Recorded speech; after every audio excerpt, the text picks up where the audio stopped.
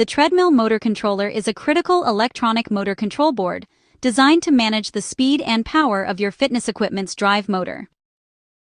Welcome to WholeToolBox. This essential component serves as the central hub that translates your speed settings into mechanical movement, ensuring the machine operates at your exact selected pace.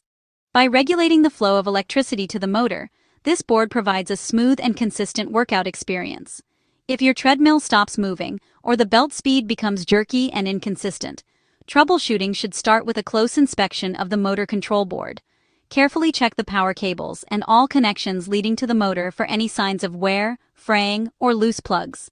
It is also vital to ensure that every wiring harness is firmly seated in the board to guarantee that power and data signals are transmitted without interruption.